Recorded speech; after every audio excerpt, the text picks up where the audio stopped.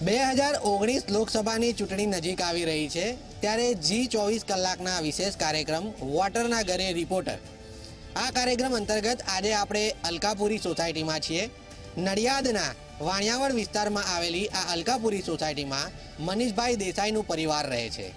મનીષભાઈ દેસાઈ એ ખેડા જિલ્લા ક્રિકેટ એસોસિએશનના ચેરમેન છે। તેઓના પરિવાર સાથે આજે આપણે વાત કરીશું અને 2019ની ચૂંટણી વિશે તેઓનું શું માનવું છે, કેવી સરકાર જોઈએ છે તે બાબતે જાણવાનો પ્રયાસ કરીશું।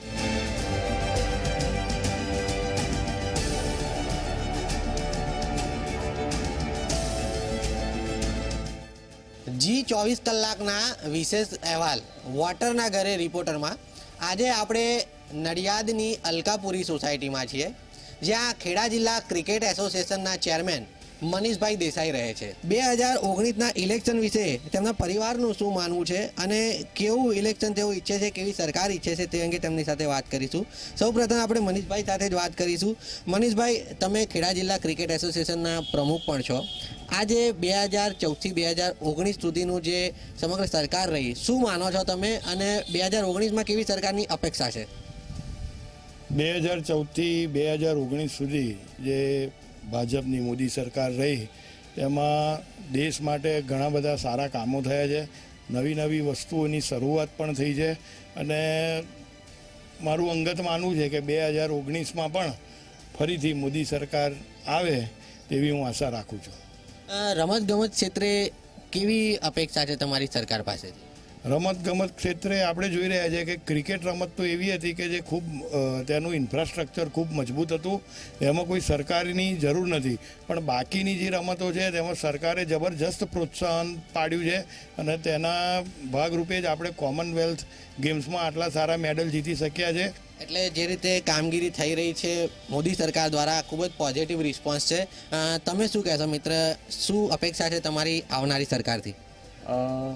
એક તો રસ્તાના કામ બહુ જ સારા થયા છે, પછી ટેરરિસ્ટ સામે જે બધું કર્યું છે એ સારું છે કે હમણાં જ હમલો થયો અને સામે બધું સારું કર્યું છે।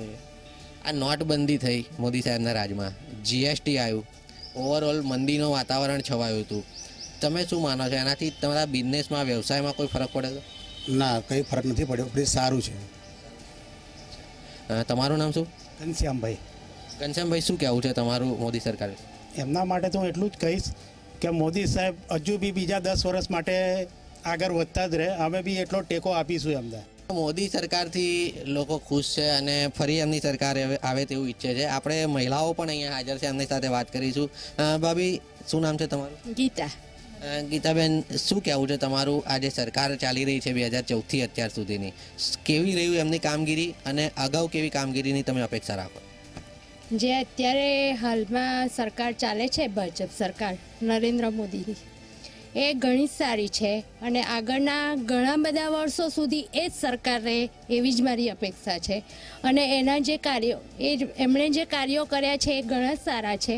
મોટામાં મોટું કામ છે નોટબંધીનું કામ, એમાં એને લીધે સરકારને બહુ જ ફાયદો થયો છે અને એમાં ઘણા બધા પૈસા બહાર નીકળી ચૂક્યા છે, જે અંદર ખાને છુપાયેલા હતા એ બહાર આવ્યા છે।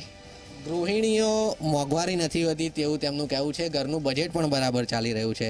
તમે શું કહેશો સરકાર વિશે, શું અપેક્ષા છે તમારી? જે મહારાજ મોદી સરકાર જ્યારથી આવી છે ત્યારથી બધું સારું થઈ રહ્યું છે અને હું ઈચ્છીશ કે આગળ પણ મોદીજી જ આવે અને મોદી સરકાર જ રહે। એ બધું ઘણું બધું સારું કરી રહ્યા છે દેશ માટે, આપણી માટે, બધા માટે। ટૂંકમાં મનીષભાઈ દેસાઈનો જે પરિવાર છે તેઓ મોદી સરકારની કામગીરીથી ખુશ છે। કડક નિર્ણયો ભલે કર્યા, પરંતુ તે કડક નિર્ણયો દેશના હિત માટે છે તેવું આ પરિવાર માની રહ્યો છે। આગામી ચૂંટણીમાં પણ ભાજપ સરકાર આવે, મોદી સરકાર આવે તેવી અપેક્ષા તે લોકો રાખી રહ્યા છે।